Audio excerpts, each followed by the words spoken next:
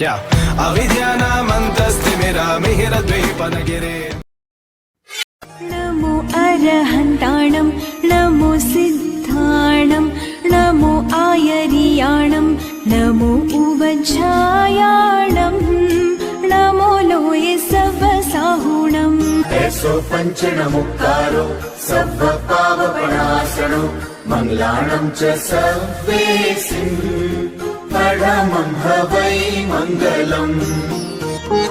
साध्वी चरण, साध्वी वृंद और भाइयों और बहनों, अमृत के आलोक में सुखी परिवार। एक कवि ने कहा, अगर शरीर में सुख पैदा करना चाहते हो तो कुछ कम खाओ, अगर मन को सुखी रखना चाहते हो तो गम खाओ, और परिवार को सुखी रखना चाहते हो तो नम जाओ। विवेकानंद जब भारत में गए, भारत से अमेरिका में गए, शिकागो में गए, लोगों ने पूछा, बोलो विवेकानंद, तुम्हें भारत कैसे लग रहा है और अमेरिका कैसे लग रहा है? उसने एक मार्मिक उत्तर देते हुए कहा कि मेरा भारत जो बचपन का झूला, यौवन का बचपन का झूला, यौवन की फुलवारी और काशी का और बुढ़ापे की काशी है। मैं इस बात को इस रूप में कहूंगी कि परिवार हमारा बचपन का झूला, हमारा यौवन का एक फुलवारी और बुढ़ापे की काशी है। हमारा परिवार बच्चों की एक प्राथमिक पाठशाला है, माँ उसकी शिक्षिका होती है। सुखी परिवार कैसे बने और इस सुखी परिवार के गुण आचार्य तुलसी ने अनुव्रत के रूप में दिए। अनुव्रत का एक पहलू नैतिकता, प्रामाणिकता है, तो दूसरा पहलू नया मोड़ है। हमारी दादियां नानियां जानती है कि आज से 75 वर्ष पूर्व हमारे परिवार की स्थितियां, घर में औरतें घूंघट में रहती थी। एक कहावत थी कि परिवार में एक मयान में दो तलवारें नहीं रहेगी, बेटा पढ़ेगा, बेटी नहीं पढ़ेगी। विधवा होने के बाद उसे काले कपड़ों में रहना पड़ेगा। उस समय तुलसी ने एक आह्वान किया, बहनों को आह्वान किया कि खुली आंखों से सूरज को देखो, अपने इस दुखी जीवन को समाज में एक वरदान मानकर रखो। और बहुत बहुत प्राचीन घटना है कि जब गुरुदेव मेवाड़ की धरती में पधार रहे थे, घर में गए और देखा एक बहन काली कोठरी में अंधेरी ओरी में बैठी हुई थी। गुरुदेव ने कहा, माँ जी अब तो बूढ़ी हो गई, कुछ धर्म ध्यान करो। उस बहन ने कहा कि गुरुदेव मैं माँ जी के कहलाने की उम्र की नहीं हूँ। जीवन में विधवापन आ गया, पति चले गए और समाज की बेटियों ने मुझे अंधेरी ओरी में ला दिया। वो परिवार और आज का अनुव्रत के आलोक में परिवार की बात देखते हैं तो हमें काफी अंतर दिखाई देता है। अनुव्रत ने एक बात कही और वो बात कही प्राचीन पद्धति के आधार पर। हमारी प्राचीन पद्धतियां थी, जब दादियां नानियां अपने बच्चों को लेकर बैठती थी, राम और सीता की कहानी कहती थी और भारत की संस्कृति बताती थी और जीवन जीने की कला सिखाती थी। आज इतनी बहनें और भाई बैठे हुए हैं, आप परिवार में रहते हैं, आप बताइए अपने बच्चों को कितना टाइम देते हो, कितनी राम और सीता की कहानी बताते हो, भरत और राम का प्रेम बताते हो और एकलव्य की बात बताते हो? नहीं, शायद नहीं होगा। मैंने एक ऐसी क्लिप देखी है जिसमें दादी भी व्हाट्सएप लेकर बैठती है, बहुएं भी बैठी हुई है और बेटे भी बैठे हुए हैं, पोते और पोतियां भी बैठे हुए हैं। किसकी नजर परिवार के लोगों की तरफ नहीं जाती, सब वो देखने में लगे हुए हैं। ऐसी स्थिति में हम सुखी परिवार की बात करें तो शायद कुछ आने लगेगा। अनुव्रत कहता है कि जब तक व्यक्ति नहीं सुधरेगा, हम समाज की बात नहीं करेंगे, परिवार की बात नहीं कर सकते। और उस सुधार के लिए हमें अपनी प्राचीन संस्कृति में आना होगा, जहाँ दादियां नानियां अपने बच्चों को लेकर बैठे और बैठकर राम सीता लक्ष्मण भरत की कहानी कहे तभी तो संस्कार उत्पन्न होंगे, तभी तो नहीं एक नई रूपरेखा बनेगी। परिवार कौन होता है?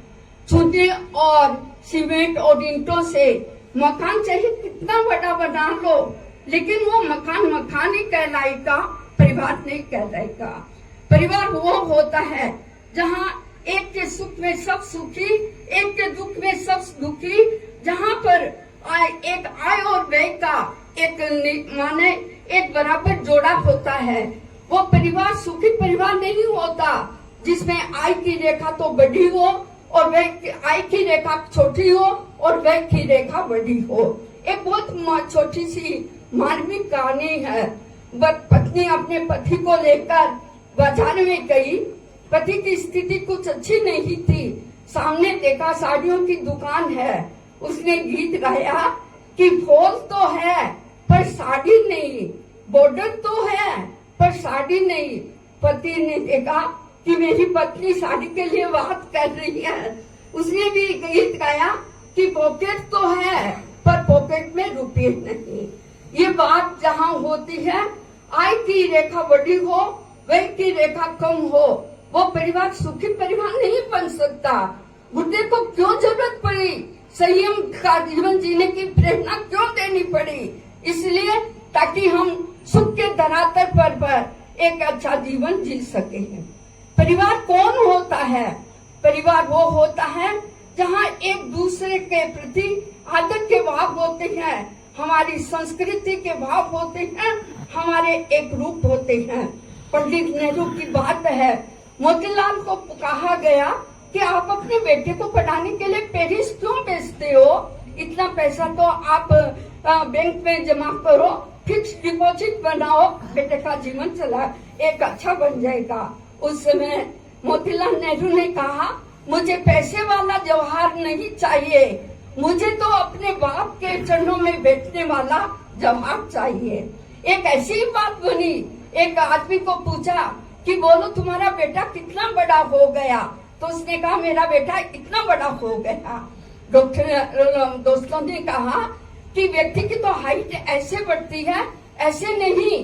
तो उसने कहा कि मैं अपने बेटे को ऐसे ही देखता हूँ, जब वो उठता है उससे पहले जब मैं उठता हूँ उससे पहले तो वो स्कूल चला जाता है और जब मैं आता हूँ तब वो सो जाता है।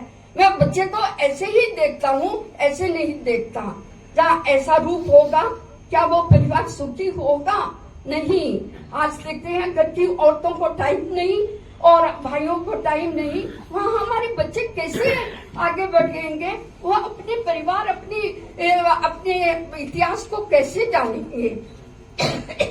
भाइयों और बहनों, हम बहुत आभारी हैं आचार्य तुलसी ने, जो एक धार्मिक नेता थे, पर धार्मिक नेता के साथ वो एक सामाजिक नेता भी थे।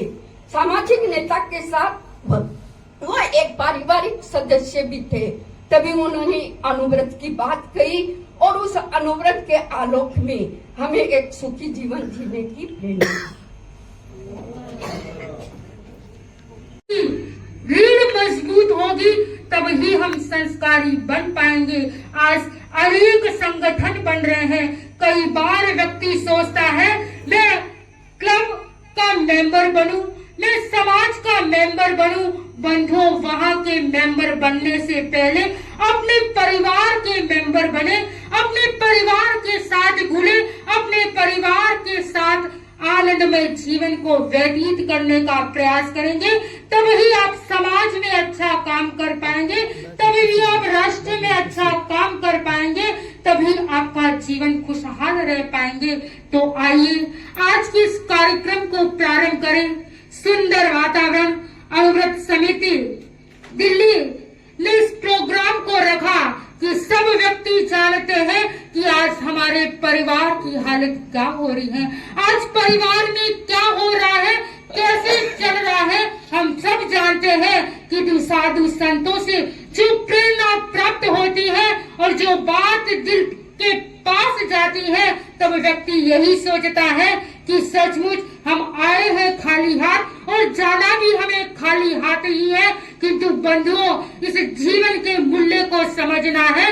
ये बहुमूल्य समय मिला है, ये और बहुमूल्य जीवन मिला है, तो इस जीवन को कैसे शानदार बनाए। स्वयं का जीवन शानदार होगा तभी हमारा परिवार भी शानदार बनेगा। तो आइए आज के इस कार्यक्रम को प्रारंभ करूं। सबसे पहले इस मंगलमय वातावरण में मंगल संगान के लिए मैं आह्वान करना चाहती हूं। अणुव्रत समिति के सदस्य मंगल संगान के साथ प्रस्तुत हो रहे हैं। अणुव्रत समिति के सदस्य संयममय जीवन हो, संयममय जीवन हो, नैतिकता की सुर सरिता में जन जन मन पावन हो, संयममय जीवन हो, संयममय जीवन हो। अपने से अपना अनुशासन, अनुव्रत की परिभाषा, वर्ण जाति या संप्रदाय से मुक्त धर्म की भाषा, छोटे छोटे संकल्पों से मानस परिवर्तन हो, संयममय जीवन हो, संयममय जीवन हो। मैत्री भाव हमारा सबसे प्रतिदिन बढ़ता जाए, समता सह अस्तित्व समन्वय नीति सफलता पाए, शुद्ध साध्य के लिए नियोजित मात्र शुद्ध साधन हो, संयममय जीवन हो, संयममय जीवन हो। विद्यार्थी या शिक्षक हो, मजदूर और व्यापारी, नर हो नारी बने नीतिमय जीवन चर्या सारी, कथनी करनी की समानता में गतिशील चरण हो, संयममय जीवन हो, संयममय जीवन हो। प्रभु बन करके ही हम प्रभु की पूजा कर सकते हैं, प्रामाणिक बन कर ही संकट सागर तर सकते हैं, शौर्य वीर्य बलवती अहिंसा जीवन दर्शन हो, संयममय जीवन हो, संयममय जीवन हो। सुधरे व्यक्ति समाज व्यक्ति से राष्ट्र स्वयं सुधरेगा, तुलसी अनुव्रत सिंहनाद सारे जग में पसरेगा, मानवीय आचार संहिता में अर्पित तन मन हो, संयममय जीवन हो, संयममय जीवन हो। नैतिकता की सुर सरिता में जन जन मन पावन हो, संयममय जीवन हो, संयममय जीवन हो। मुझे लगता है के साथ रहना है तो हमें संयम का जीवन ही जीना होगा। और जिस व्यक्ति के जीवन में संयम है वह व्यक्ति आनंद की अनुभूति कर सकता है। और ये संयम ही एक ऐसी चीज है जो व्यक्ति जैसा चाहे वैसा बन सकता है यदि संयम के साथ चलते हैं। आज ये अनुव्रत का संदेश, अनुव्रत यही संदेश देता है कि व्यक्ति को इच्छा का परिणाम करना चाहिए, इच्छाओं को सीमित करना चाहिए। और जिस व्यक्ति की इच्छा सीमित है तो वो आनंद का जीवन जी सकता है, वो परिवार में खुशहाली ला सकता है। तो आइए अनुव्रत समिति ट्रस्ट के अध्यक्ष भाई मनोज जी अपने स्वागत भाषण के लिए प्रस्तुत हो रहे हैं। मैं आह्वान करूं भाई मनोज जी से। अविद्यानामन्तस्तिमिरमिहिरद्वीपनगिरे